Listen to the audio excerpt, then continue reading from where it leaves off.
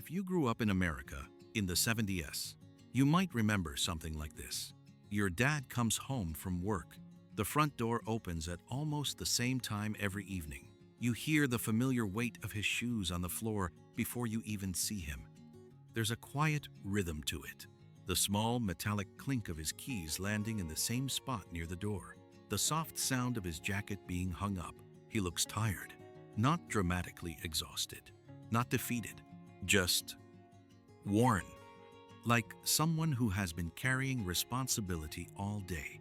He loosens his tie slowly, the way people do when they're stepping out of a role they've been holding since early morning. Then he lowers himself into his chair, the same chair he sits in almost every evening. Across the room, the television glows softly. The evening news is playing. You're nearby somewhere, maybe at the kitchen table finishing homework, maybe on the floor with a notebook and a pencil, maybe pretending to read while quietly watching him. After a moment, he asks, without looking directly at you, "How was school?" You answer, "Good," or maybe, "Fine." He nods once. That's the exchange. He doesn't hug you. He doesn't kneel down to your level. He doesn't say, "I love you," but somehow you know he cares. And yet, there's a feeling that sometimes lingers in the background. It's not exactly pain, not neglect, just something quiet, something unspoken, something that many children of that generation would only recognize years later.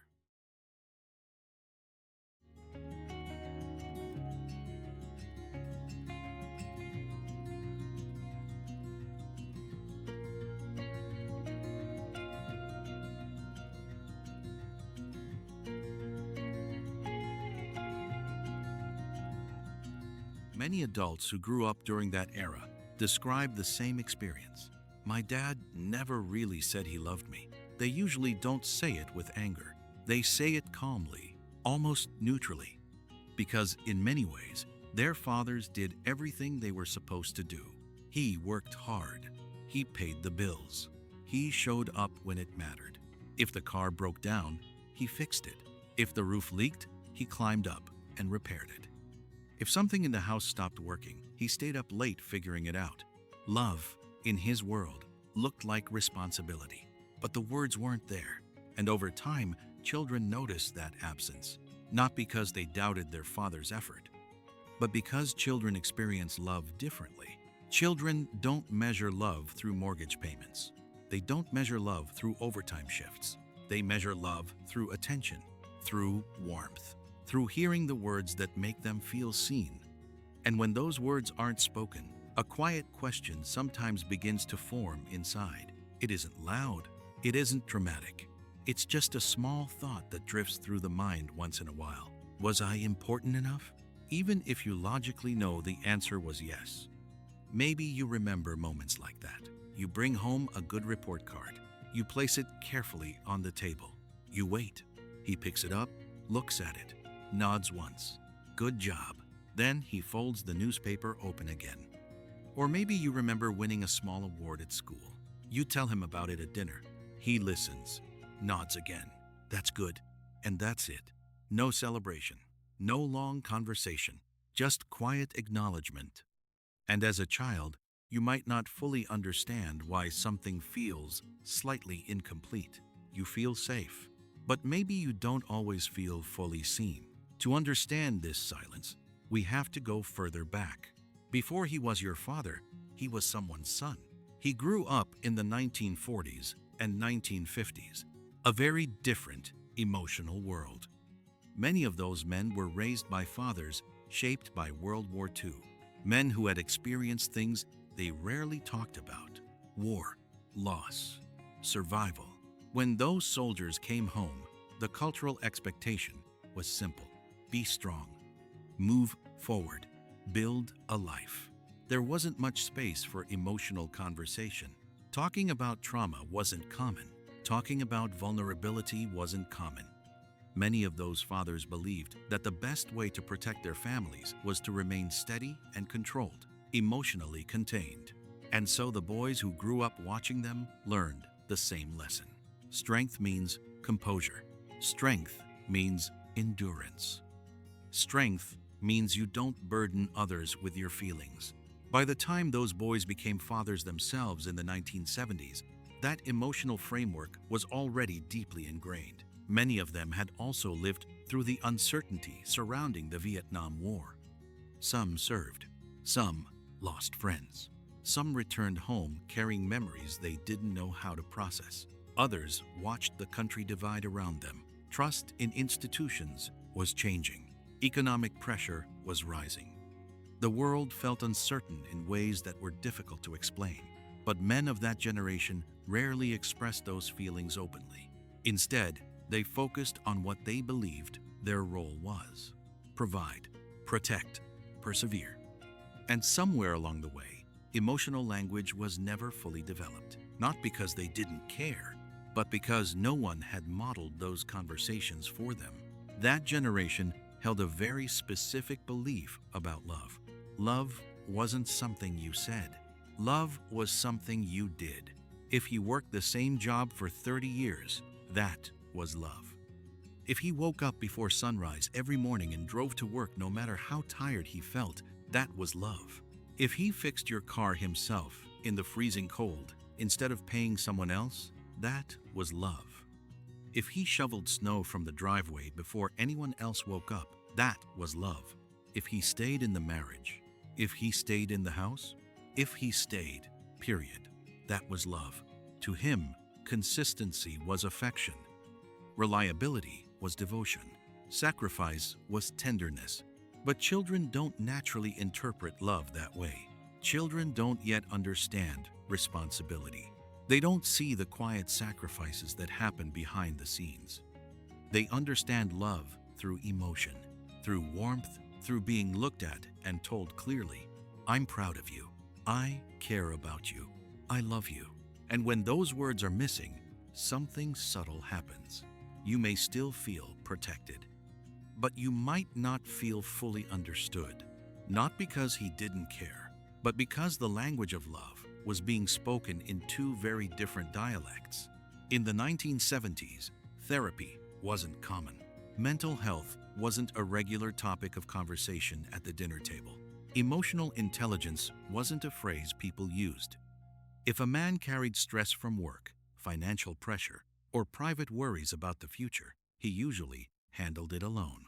He compartmentalized. He kept moving. Talking about fear wasn't encouraged.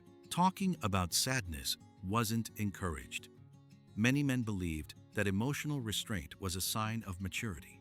Control meant stability, and stability meant strength. When you grow up in a culture that doesn't practice emotional vocabulary, you don't automatically develop it. You might feel emotions deeply, but translating them into words feels unfamiliar, even uncomfortable. Imagine being a father in 1974. You work 10 hours a day. Bills keep coming.